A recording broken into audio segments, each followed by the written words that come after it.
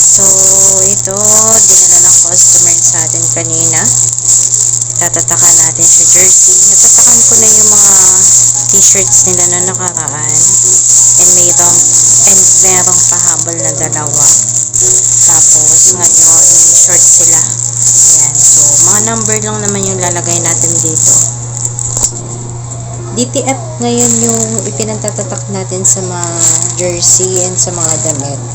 DTF and vinyl. So, ngayon din na tayo dark transfer.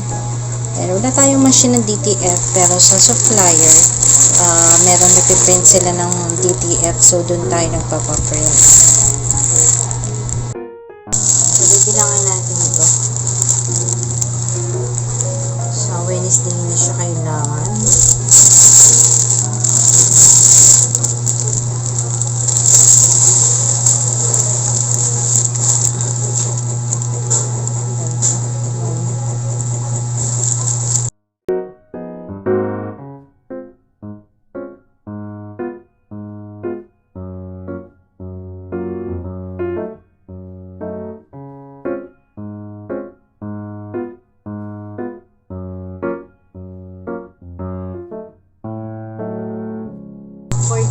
Pieces. Yan.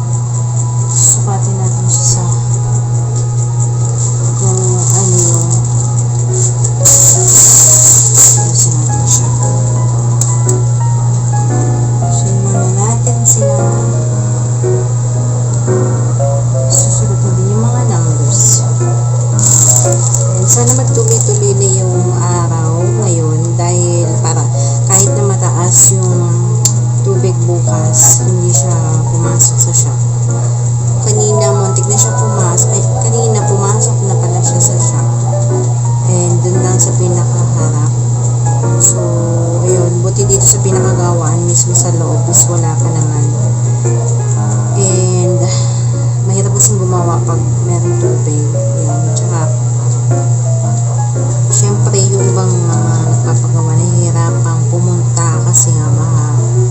So, ayun. Kaya, syempre, naapektuhan lahat ng mga negosyo pag ganyan maulan, mabaha, ganyan.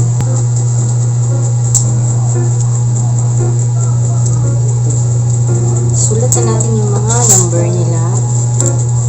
Hindi na tayo magbubuklat.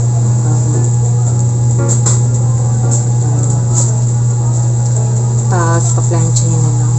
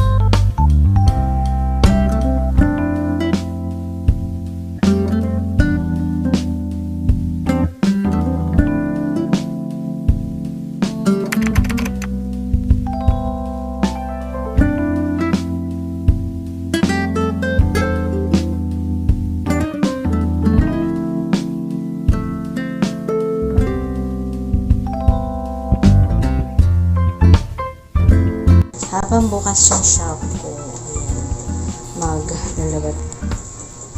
maglalabat tayo. Tingnan mo naman ang baha sa amin. Medyo bumaba na, nasira na yung pintuan. So dito tayo lalabas sa kusina dahil may tubig doon. Napakagulo. Pasensya na kayo. Nituwag na nandiyan na dahil para pangharang kanina, buti hindi pumasok sa shop. Dilim ang panahon ngayon. Naku, na sana umulan para hindi na tumaas yung tubig, lalo na bukas mas mataas yung butas bukas. So, baka pasukin na to pag umulan pa ngayong maghapon.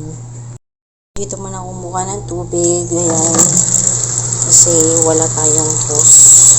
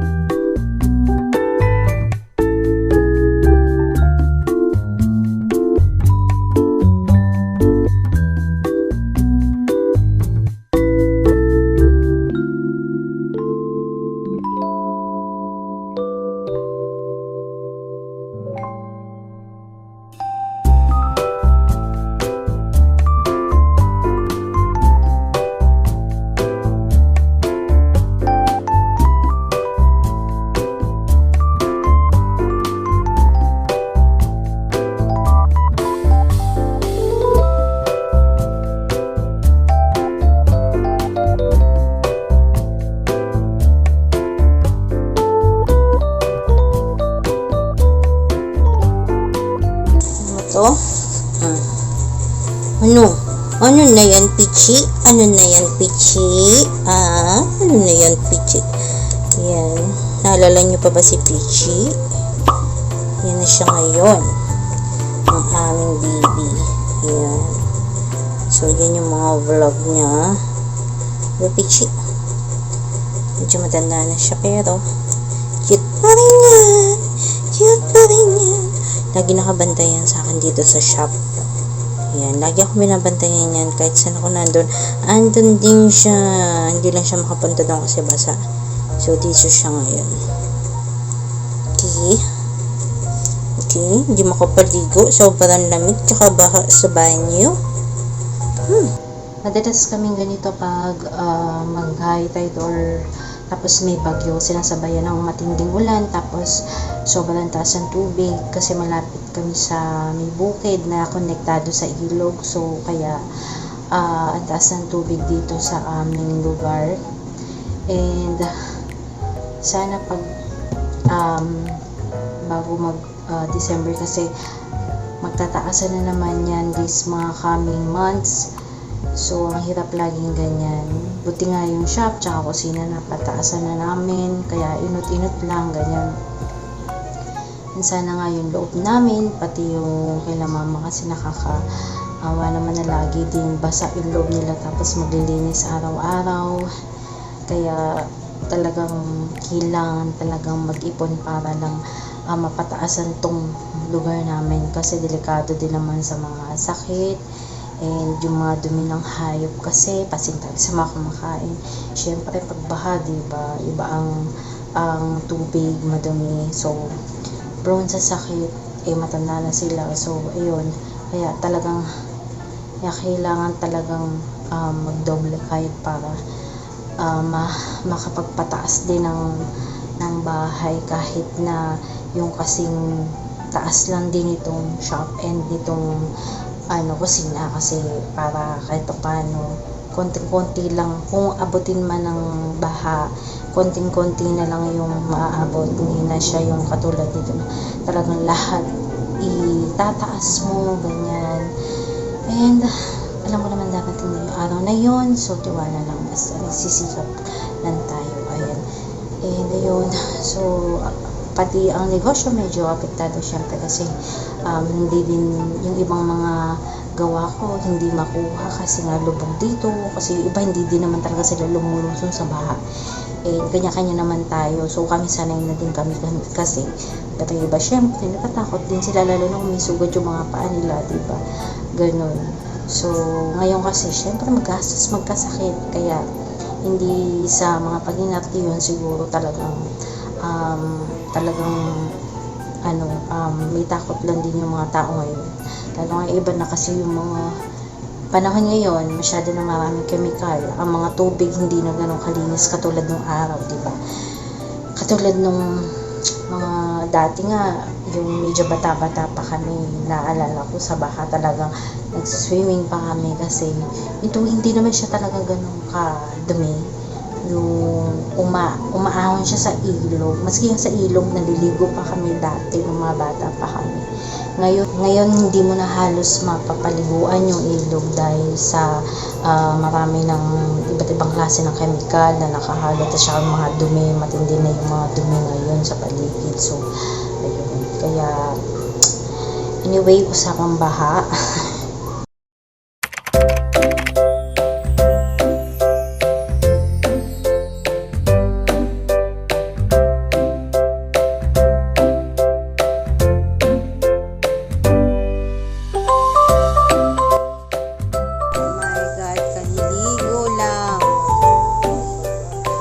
Balik dito.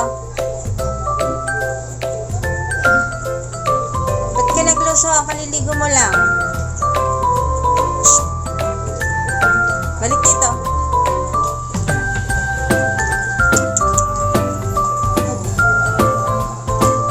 Ay. Araw na ngayon. Sana dumi-dumi.